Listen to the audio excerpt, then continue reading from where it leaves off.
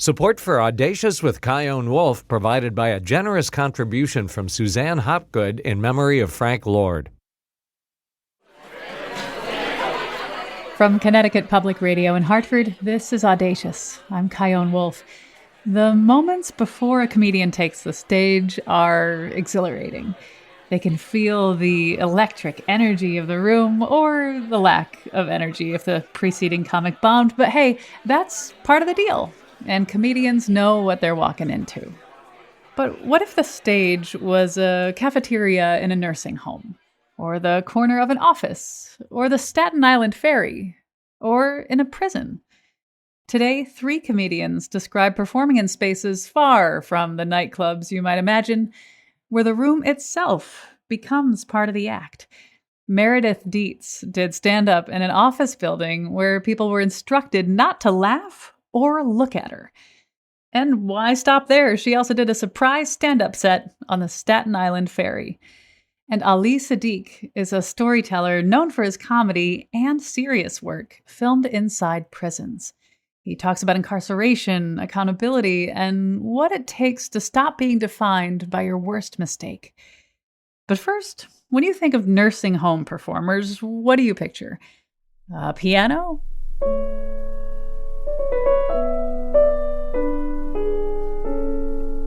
Perhaps a classical guitarist?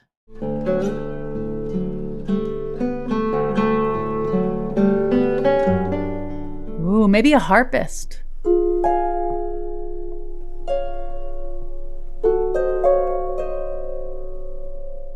So lovely, so respectful, so gentle.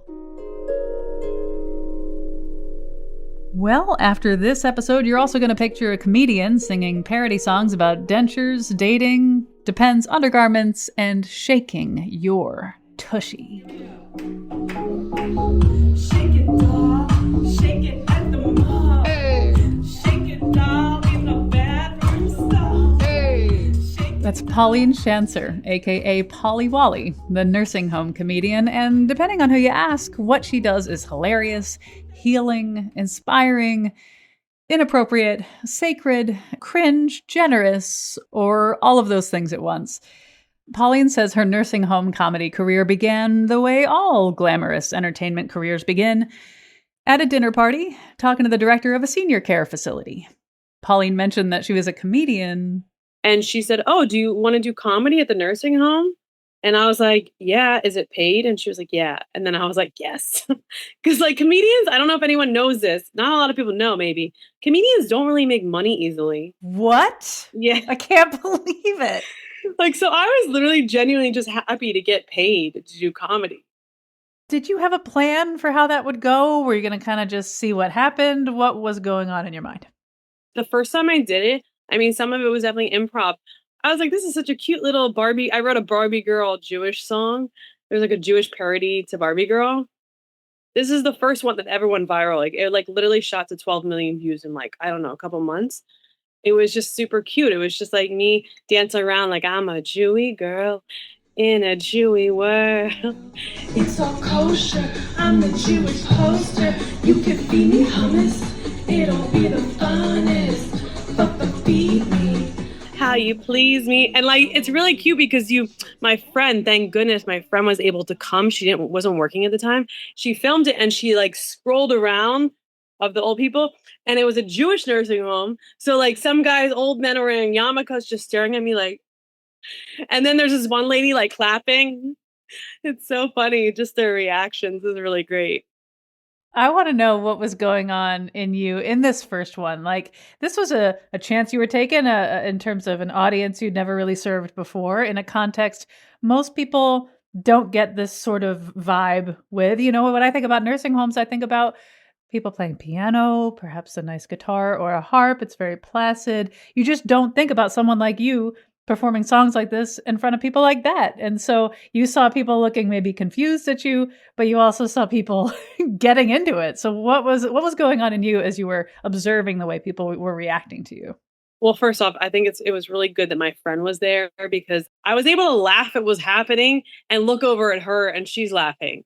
And the thing about it too is a lot of these people are zoned out because they're on medication. So like they might be genuinely confused, but they also might just be like on medicine and like not really with it. So So don't take it personally. yeah, I don't take it personally. And I feel like as a comedian, all you truly need is a few responsive people. I don't need everyone to be into this. Like it's fine. You get better at not taking it personally, but you have those few people who are like, "Oh, they get me and they're into this." It seems like you started developing material just for the nursing homes, songs, parodies. Will you talk about once you figured out like, oh, there's a there, how you started writing for this audience? Well, the fans were so excited about it that I would go live on Instagram and TikTok, and I would start talking to them, and they were like, "Write a song about dentures," and I was like, "Oh, I want to write a matchmaking song." So it made it more fun for me to do it with them. It was collaborative, and it's cool when it comes together, and then I do it live. Is there one standard that always slays? They always Shake It Doll. Shake It Doll is usually like my go-to. And I want to say this to give hope to people. Don't ever give up. I've been doing this for a while and I haven't given up. But I wrote Shake It Doll and was performing it in nursing homes for like a year before it went viral. Shake a Doll, that's where my fan base went from boom to boom. And it's like cool because at first I was like, why is this not going viral? Like it's so funny to me. And I did it. And that's the song that I get to everyone to sort of like open up and dance because I'm just like, shake your tushy, get up. Well, speaking of going viral, you get a lot of reactions to your work. There are comments on your videos that really run the full spectrum. Some people say, you are truly a blessing on this earth. You're so sweet and cute. And there's another one that said, this is so condescending and it makes me really sad. This feels like mockery. What's your response to those responses? I don't care unless I'm in a bad mood. I try not to go on Instagram when I'm feeling in a bad mood because it's not good for me to look at all that stuff. I know, and the people don't know unless you go to nursing homes that these people they're medicated heavily. They also can't hear them. A lot of times they're saying stuff to me and you can't hear them because their voices are so low. So like there's this one video that went viral in the past couple weeks on TikTok and they think I'm mocking them. They're mad at me. Like most people are mad at me. But if you hear the lady, I'm saying twerk in your depends, and she's saying to me, you better. And there's like one lady in the back cracking up, but you don't see it because she's in the back. You have to like really look for it. But she's saying stuff under her breath to me, like, shake it, darling, shake it. And you can't hear it because I don't have like all these like microphones and stuff to pick up these things. So there's moments like that people don't always see. They just see what they want to see. Because there are so many strong opinions about what you do, I feel like underneath some of it is, on the one hand, we want our beloved elderly population to be entertained and to like not necessarily be talked down to or like always get the same kind of entertainment. Like, who are we to say that they don't have a really good sense of humor, that they don't get what you're doing? And on the other hand, some people may feel like the opposite, that like, no, our elders should be only treated with a quiet reverence and respect, and this goofy playfulness is not appropriate. What do you think is underneath that dynamic? I really think it's just people that are like repressed. If you don't know how to connect to that like lightness, there's something you're taking yourself too seriously and you're taking life too seriously. Because it's exactly what you said. A lot of these old people, they're all in different states. They're not all in good moods. They don't all like what I'm doing. And I think the people that don't like what I'm doing are the ones sometimes their voices are louder and then they complain and whatever. But those are the people that I believe are not connecting to this lightness with themselves because I think humor should be making fun of everything. That's what makes humor so great. What have your gigs at nursing homes taught you about life that no other gig has? Because it truly is a very special audience. It's never too late to have fun and to like literally shake it. We do it to ourselves. We say in society, I'm too old for this and this and this. And then I meet a few old people that are just like loving it and they're like down, they're sweating and dancing because they're not taking it all too seriously. They're allowing themselves to enjoy what is in front of them and not overthink things. The dementia patients are the best because they don't overthink. A lot of them are so great because they're just shaking it and they don't think about so much of what they're doing and they're not judging it as much. But I learned to like also to give service to people that maybe are not the greatest places maybe I am. you can, the more you give actually yourself to people, it feels more fulfilling for me. So it helps me, maybe more than them sometimes. You mentioned people who you're performing for who may have dementia. I understand that your mother has some form of dementia, and I wonder if that has any influence on your choice to do this, or if it sort of is in your psyche as you perform for people in nursing homes who may have dementia. Yeah, for sure. It's 100% like connected. My mom is like the root of my comedy because she was so funny. Like she would just say the most craziest things to people. Like she has no filter at all.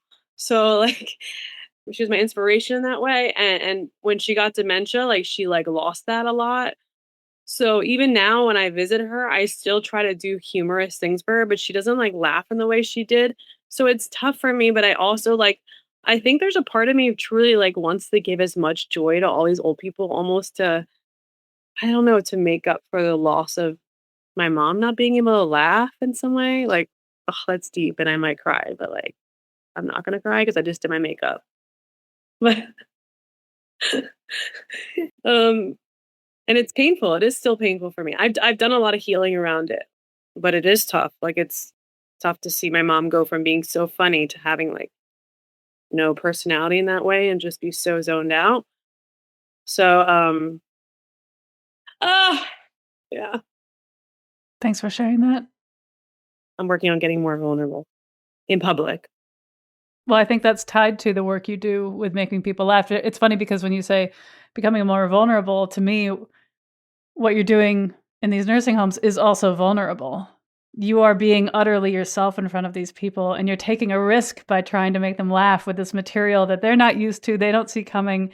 It is risky, just like it's risky to be vulnerable about your sadness and your desires. So to me, it sounds like you've been practicing vulnerability in other ways too.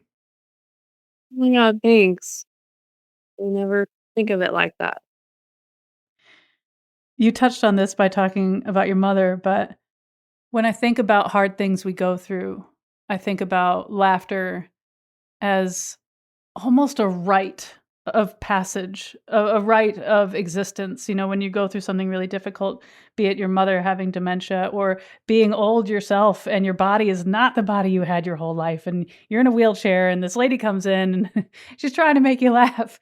Just I'd love to hear your reflections on why laughter matters, especially as we age. I truly believe we all need to laugh and dance. And I have to do it for myself even more. It's healing. When you laugh and you allow yourself to laugh and dance and move your body like that, it keeps your spirit and your mind in a really different place because it's almost like easier, I find personally, to stay in sorrow and misery. To like actually go over that and allow yourself to feel your feelings, but also allow yourself to go into finding humor. Because if you really get down to life and you look at life from such a different perspective, everything really is funny. Like you can find humor in the most ridiculous things if you stop getting angry and obsessing about things that are nonsense. You can find the humor in literally everything. I feel like the absurdity of existence really just lends itself to humor. I think a lot about Mel Brooks and the gifts he has given us over our lifetimes of pointing out the total absurdity and giving us in exchange belly laughter after belly laughter.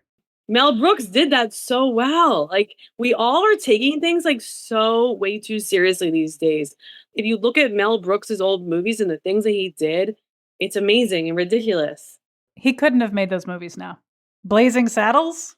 I like to believe we're getting back to it. I like to believe because I think it is happening. I see it with certain things with comedians, they're shifting with certain things they're saying and doing. I'll hold out hope too. I think that absurdity is truly the balm because this existence is completely absurd. There's no other word for it. I think when we die, I used to be an atheist, but now I am convinced that there's more than this meat suit full of tubes we're in. And so I'm pretty convinced that when we die, we will get the broad view. All the things that don't make sense will make sense. The question is like between now and then, what do you want to do? How do you want to see it? So it's just to see it as absurd is good. I watch a lot of near life death experience videos, and it's like, I don't think we're even going to think about any of this stuff. We're just going to be like in peace and light. Like those videos are so amazing that just remind me why am I like worked up about these little things? Like, why? Like, stop it. Stop worrying about these things. It doesn't matter. When people think about nursing homes, they think about death because it's sort of the last step for many people. It's the last place they live. And people may feel like it's sacred ground. And this is no place for humor. This is no place for goofiness because this is close to death for many of these people. What does that stir up in you? I mean, it stirs up in me, first off, that people get mad at me if I talk about death with them, like if I make jokes about it. And it's like, it's people in denial of the inevitable. And I only talk about it because literally I think about death a lot. I know I'm young, but I have some stuff going on me emotionally, physically that I don't really publicly talk about. And the thing is I'm afraid of it. So I make humor for myself because of my fears around it.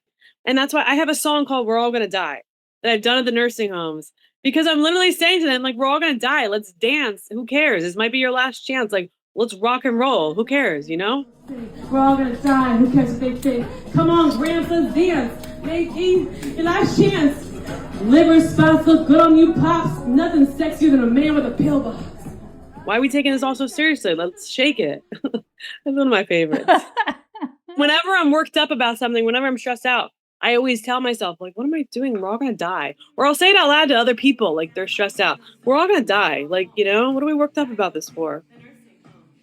Well, Polly Wolly, thank you so much for talking with me. Thank you so much for having me.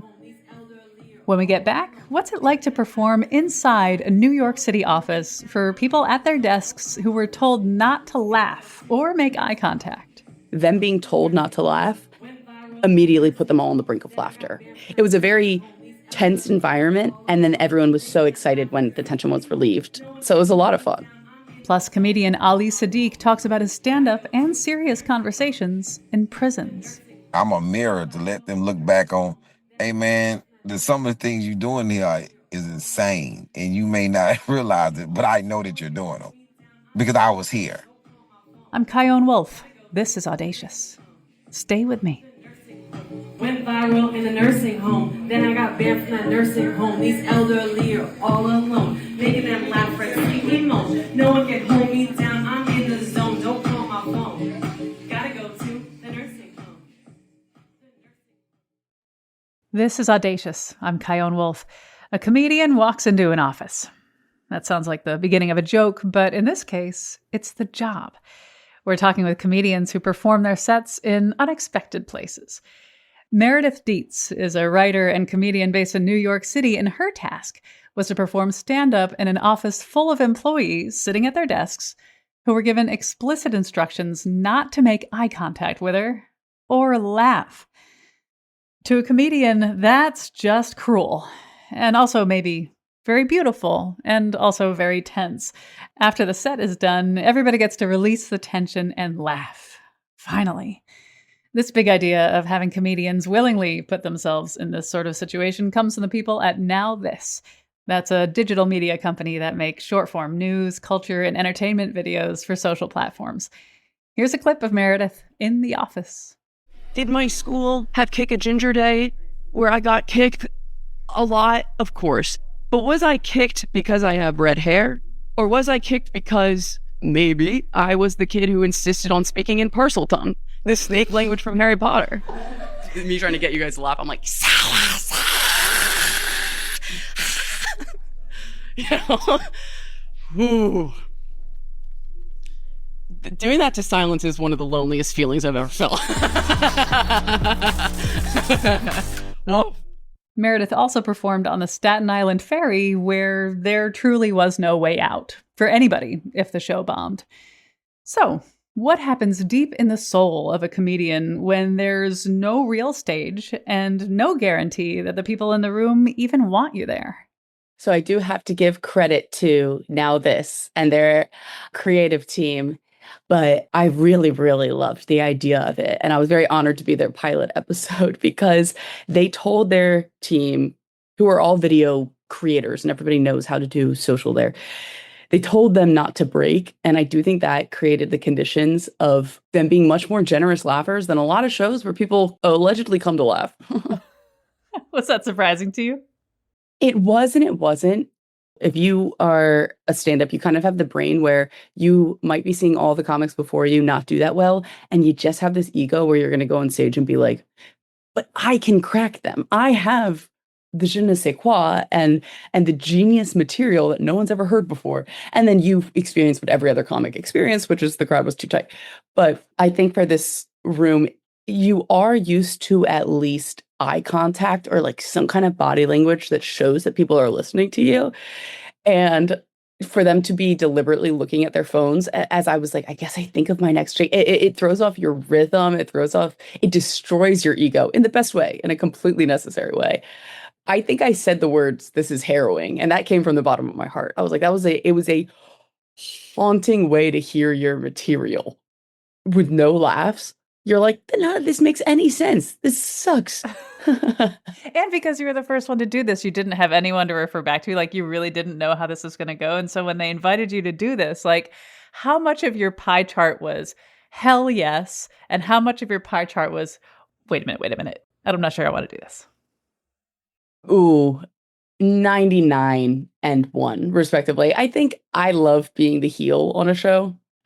And all my favorite comics are like this. Like, if you get into comedy because you always want to be the funniest or the one doing mic drops and slam dunks, that's not my style. I'm like big picture. If I'm the butt of the joke, I want it to be the best joke possible. So I think I thought it was really fun, and it didn't do anything to my ego because I know that they were told not to laugh and they were all really nice people about it. Well, you set the scene. You walk in. How many people are there? How many desks? This is radio, so people need to envision it. It was, terrible with numbers. That's why I went into this line of work. Like 20-ish people in the room at their desks. And I guess the behind the scenes of it is that they did have their phones up to record reaction shots. But I think it's interesting because it felt more like a set. They're a media company and it was for digital content. So there was the element of safety there. Like, this is what it's for. But it's also the element of like, how is this going to be edited? Are they going to take out all of the moments where people did laugh? Are they going to make it look even worse? You know, there's trust there. And I'm lucky because I do have a rapport and a relationship with this media company and the people who work there. So I had a lot of faith that they were not in it to make anybody actually look bad. But I think in terms of like comedy chemistry and formulas, them being told not to laugh immediately put them all on the brink of laughter. Which I think it was if comedy is about tension, it was a very tense environment. And then everyone was so excited when the tension was relieved. So it was a lot of fun. Were you prepping any differently for this than you would do for any other gig? I was. I think a lot of conditions were different. It's in the middle of the day. In terms of preparation, I mean, one is that it had to be clean, which is different. And I wonder if like, dirtier jokes, how that would have played to silence. And if it had been taped at night in a bar with drinks. Mm-hmm. It's funny when stand-up is no longer a conversation. Like, I think it's so unique because stand-up is, I think, one of the few art forms that like the other person is part of the joke. And maybe when I was saying all my jokes, I was like, part of the jokes is the built-in for the laughter. Like, that's part of the rhythm of your set is you're expecting the other person to have their reactions to it. You can't get better at stand-up doing it alone in your room. You really can't. And that made it feel like that. Like, you can't get, I mean, I was about to say with no feedback, but technically no laughter is a very telling form of feedback. Yeah, but they were told not to laugh. And like, you can't even read their faces. And I'm going to jump all over the place with my questions Please. here. But when you were doing this, did it strike you how much you were relying in any other gig on a stage or in a club or whatever, how much you were relying on just like the way people are looking at you or smiling or even the chuckle or the belly laughter when you were denied all of it? Absolutely. And it's funny because I think I've done so many different kinds of shows. I mean, I got more reactions and support at that show than I have at plenty of like, they're fondly called ambush shows. If you have like a DIY bar show and none of the patrons at the bar that night were expecting comedy, even though you worked with the venue, you knew you were going to have a show. But like, if that's one where like everyone's on dates or catching up with people and they weren't expecting comedy. And I definitely had many moments in my short career of realizing like if people weren't listening to the first 3 sentences, my punchlines aren't going to hit because a lot of these jokes are more stories. And I have a lot of buds who are one-liner comics, and they can thrive a lot better with people only tuning in every now and again.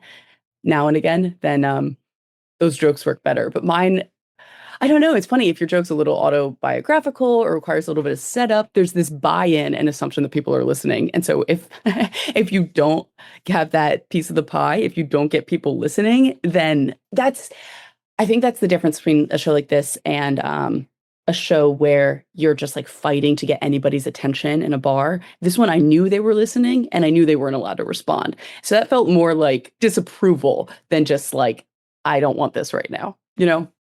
So once you were done with this project in this office, what was the final moment like when you know, like, okay, it's over? Like you can break this character, they can break their characters. They can finally turn to you. Like, what was that moment like? Oh, luckily somebody did say cut and then everybody laughed really big, which was such a relief to feel like they had been holding it in the whole time. Because I think, oh my God, if that moment hadn't come and I was like, oh, they weren't trying that hard not to laugh. That came naturally to them. But I think they had a great environment of, it was kind of giddy. And comedy is all about tension. And this is just like a different manipulation of the formula. So it was really fun. You are no stranger to doing comedy in unexpected settings. Another one you did was on the Staten Island Ferry. Will you tell me everything, please? That one was amazing. So this was a show put on by Public Transport Magazine, which is a zine that is only found on the subway.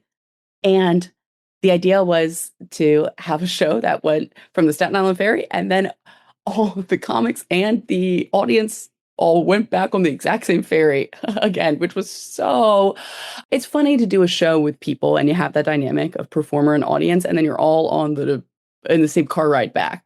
Yeah, and there's no escaping it. There wasn't, but everyone, the kind of person that was drawn to that show was a very, very friendly type, and it was a lot of fun. I actually brought my current boyfriend, who I had just been seeing for a few weeks at the time. And I look back at all those pictures, and I have horrible pit stains, and I can't pretend like it was because of stage fright. I know it's because he was in the audience. Aw. It's sweet. I wore a Jaws shirt for the occasion. I was very, very distracted when I was doing stand-up when I saw the Statue of Liberty. Luckily, I have jokes about the Titanic, so I got to be on brand. And it was also I was describing like ambush shows. This one was like guerrilla. Like, I don't know if it was cleared with the ferry. It was really joyful. It was so funny. It felt like we were doing something illegal, but nobody got in trouble. Because this was done in such a special, iconic New York place, did you feel a different kind of sense of connection with the audience than you would in a club? I think so, because it adds a layer of magic. A big element of getting people to laugh is surprise and a feeling of spontaneity. And so if the show itself feels like a little bit renegade and surprising and unexpected, already people are ready to laugh. They're primed. Yeah, it's perfect conditions. That was my show to lose. I think to bomb on that show would be like, come on, man. Everything was teed up for you. Be silly. Just all you have to do is be having fun and everyone will laugh. Well, that begs the question, what do you think the difference is between the Meredith who performs in a comedy club, sort of your standard place to be a comedian, compared to the Meredith that is in a New York City office under those conditions or the Staten Island Ferry under those? I think I have a long way to go in my career, but I also think a skill of mine is being able to read the room and be present. And I think that's something audiences crave, and not just in a crowd work sense, but if there's like this invisible barrier where you know someone is like reading a script or reading jokes off their phone. Again, so much of comedy is, I think this is a Paul F. Tompkins quote. There's this conceit of comedy that you are saying these things for the first time. And anything you do to kind of betray that that's not true, everybody knows it's not true, but anything you do that makes things feel scripted or premeditated, you're losing the audience a little bit, or it's just less fun, or you're going to be shooting yourself in the foot in some way. So being able to riff and comment on the conditions of where you are and acknowledge how crazy it is without overblowing it, it's fun to think about.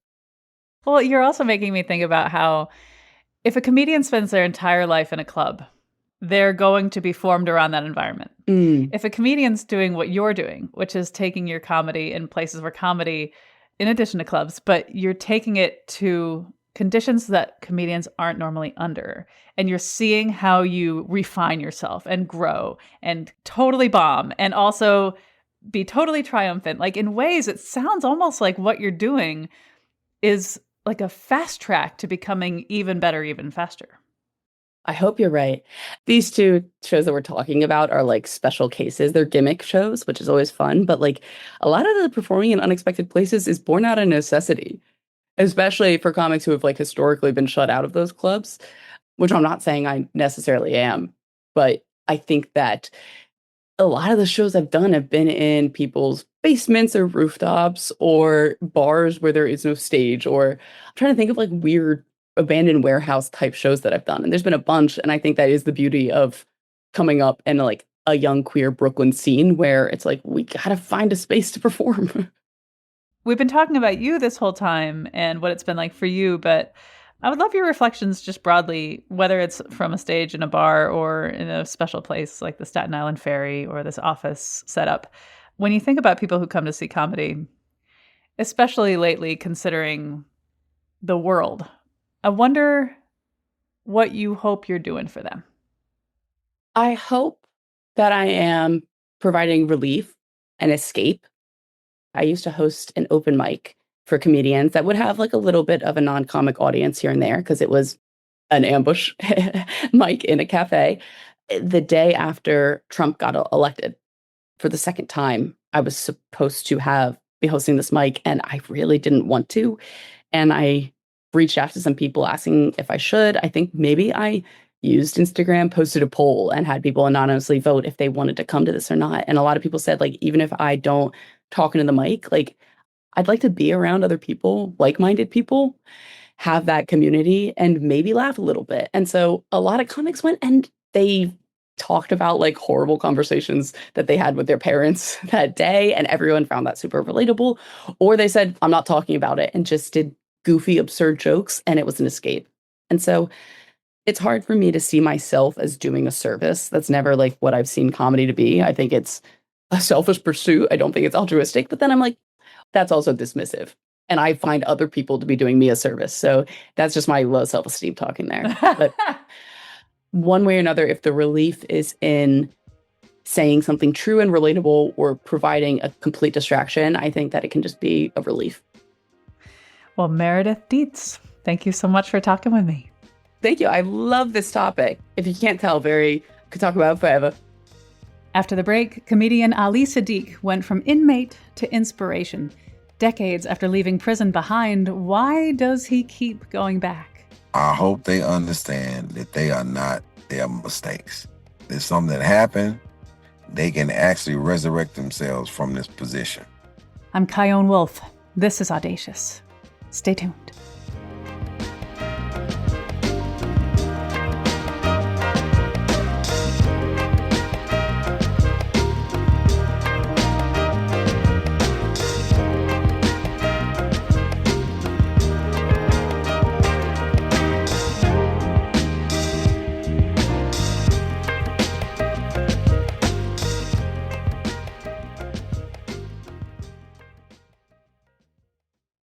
This is Audacious. I'm Kyone Wolf. We've been talking about doing stand-up comedy in places where funny is not the default. The list of comedian Ali Siddiq's accolades is long. He's currently on an international stand-up tour, and Vulture has called him stand-up comedy's most prolific storyteller. But before any of that, he spent 6 years in prison on a drug charge. He was released in 1997, built a career in comedy, and 2 decades later, he filmed It's Bigger Than These Bars at Bell County Jail in Belton, Texas. Anybody can be locked up for anything, any day, any particular reason. Because let me tell you what don't ever happen. Don't nobody plan on going to jail. That ain't what you do. You don't put your shoes on and plan your day and say, I'm going to go to the bank, I'm going to run by this little chick house, then I'm going to go to jail around 2:30, 4 o'clock. I'm like, And in 2026, he released From Inside, a serious conversation recorded inside a detention center in North Carolina. You on the basketball court. That's why you fight. Every time you get in the fight, you on the court. Stop going to the basketball court. Get off the court. I ain't had not one fight playing chess. Not one. Been playing chess since I was 6 years old. I ain't had not one fight doing this. I asked Ali, when he first entered prison, was being funny something he brought with him, or did it develop in there? What was he like when he was incarcerated? I just reverted back to the jovial kid that was on the back of the bus that would say things that made sense. You found it funny, you found it funny. But before that, I was a very serious dude. In that space, you're a product of your environment. You meet force with force. Then after I decided, hey, I don't have to really meet force with force. I can pretty much just talk. And it was guys in there that was funny. They would say funny things. And so taking the lead of these older guys, I just started being very sarcastic and jovial in my sarcasm, and people found me funny. I never wrote any jokes, or I just saw it different. And I would say it, and people were like, yo, he crazy, or they would laugh, and it would just be those things. So that's how I started being, I just being my normal self. It wasn't an intent for comic relief for anybody. Then in 94, I said, when I get out, I'm going to try comedy. Since I was like I was in there, but it was still sense-based. Everything like, yo, does this make sense? So my first show, actually, how my stand-up was based upon, did this make sense? And that's how I used to be on stage. And so now I'm pretty much the same way, just with stories. In this story, I'm going to tell you this story, you tell me what a sense at, or I'm going to make a point to get people to understand how this doesn't make sense. How much of that went into the decision to do comedy in a prison? Because to me, when I think about that from where you're coming from, it feels like a public service, like a gesture of care to connect with people who the rest of society would rather just forget and not talk about or think about, or God, let alone make them laugh. Like, I wonder, is that the connecting piece, or is there any more to it? I'm really not there to make them laugh. I'm there to make them think. And sometimes you get two types of laughter. You have a aha moment in laughter where you have to laugh to stop from crying. Then you have the uncomfortable laughter where you laughing at the situation that you could, if you think back on it, you could have been better in that situation.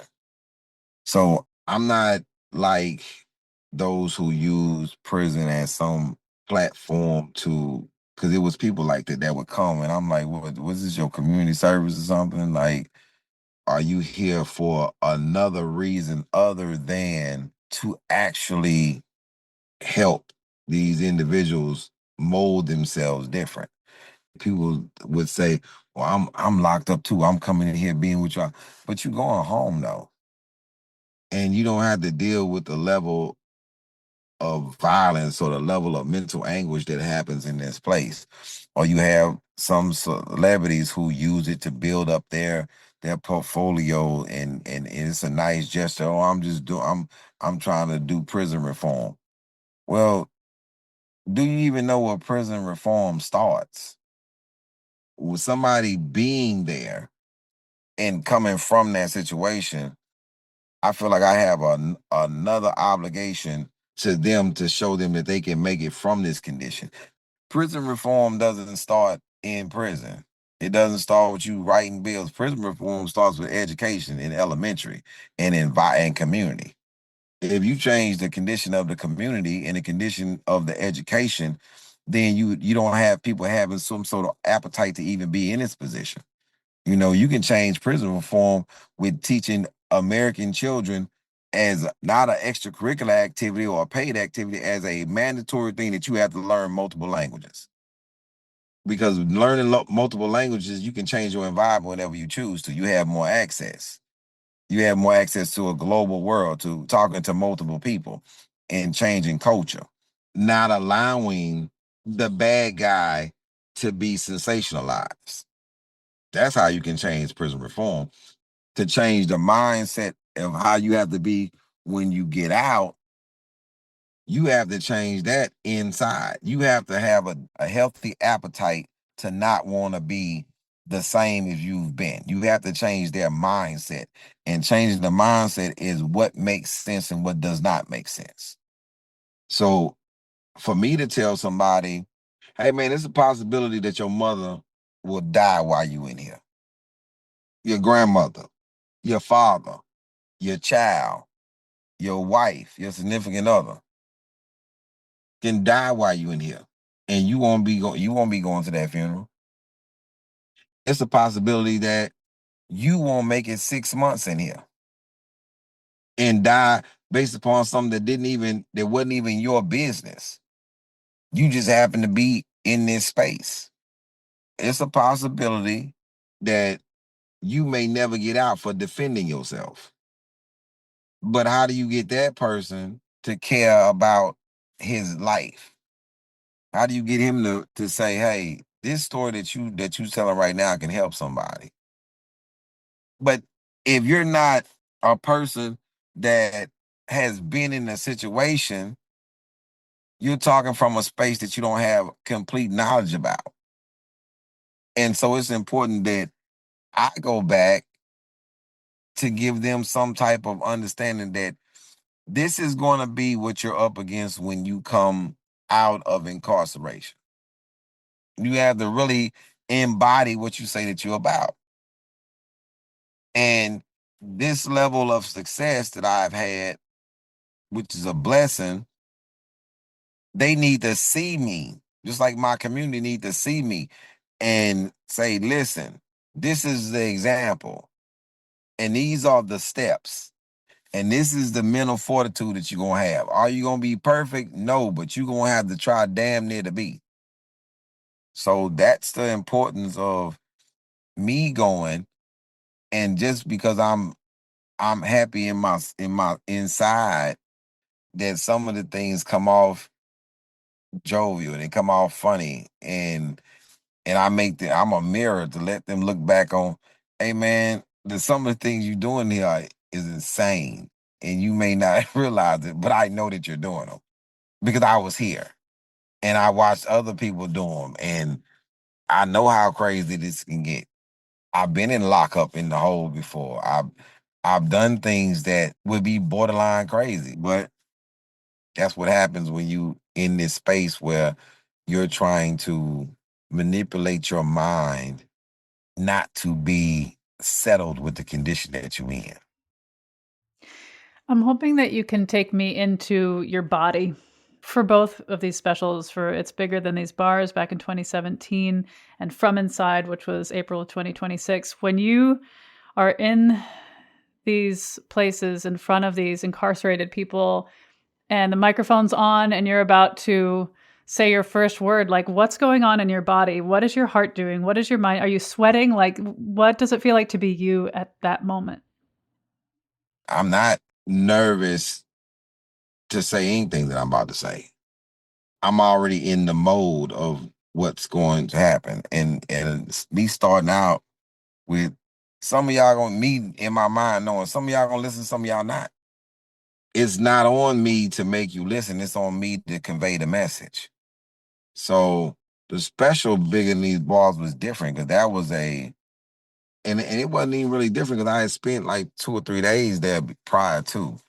So I understood the mission. So my mind is calm because this is how I am during a storm. It's a poem called If. And one of the lines is, if you can keep your head when all about you is losing theirs and blaming it on you. You know what I'm saying? So my mind is leveled. I'm keeping my head They may be losing theirs, but not me. I'm clear, locked in with the vision. And then the talk from inside, I knew the mission. The mission was to get these individuals to understand and have some accountability for the position they put themselves in. And in that environment, they can't see you nervous. Not in that environment. No. Each time you left these prisons and you walked away from this house of incarceration, you walked away from these people who made mistakes, who maybe do not feel particularly hopeful about their own futures, maybe hopefully a little more grounded after you leave. I wonder, when you leave, how do you feel? I hope they understand that they are not their mistakes. There's something that happened. They can actually resurrect themselves from this position. I hope they understand they are not their mistakes. And that message was conveyed crisp. I'd like to pull the camera back a little bit and also do a little bit of time traveling with you. The list of your accolades is very long. You won 3 2026 Webby Awards, Best Video and Film Comedy, Best Video and Film Individual Performance, and People's Voice winner. Vulture calls you stand-up comedy's most prolific storyteller. You received the 2026 NAACP Image Award for Outstanding Variety Series or Special, all on your own. And this list goes on. I'm curious to know if you could have just taken me listing this and like beamed it into your head the day you got arrested. What do you think Ali on that day would think, knowing that this is Ali in the future and what he's done? I would probably tell myself, told you wasn't supposed to be here. Now look at you. Although, what do you say to the idea that if that hadn't happened, then this wouldn't have happened either? All these accolades, all this success, and everything else that's in front of you in your future too. Well, it would have just happened just in a different profession. We would have had the same conversation about being a culinary artist. Like, you're one of the most prolific chefs in the world. I'm like, I know. Yeah. So it would happen on some level, but I'm glad it happened this way. Ali Siddiq, thank you so much for talking with me. Thank you for having me. Audacious is always lovingly produced by Jessica Severin DiMartinez. Meg Fitzgerald is the Senior Manager of Projects and Radio Programming, and Robin Doyon-Aiken is the Deputy Director of Storytelling at Connecticut Public Radio in Hartford. Special thanks to Khalil Rahman. Oh man, I miss saying his name. He was a producer with us for years, and he helped us put this one together. Thanks, Khalil. In fact, Khalil helped make some of our favorite shows about stand-up, like our conversation with the great Zarna Garg, Why the World Needs Comedians with Disabilities, actors Mary Elizabeth Kelly and Dean Edwards on the art of impressions, and the deeply underappreciated art of the warm-up comedian, featuring Joelle Nicole Johnson. No one wants to go out to what we call a cold crowd. You know, so I'm the person that goes out and warms them up and, you know, makes the headliner come on stage and be like, yes, I'm going to have a good set now, you know? Laugh with us at ctpublic.org/audacious or wherever you get your podcasts. Stay in touch with me on the socials at Kyone Wolf. You can always send an email to audacious@ctpublic.org. Peace.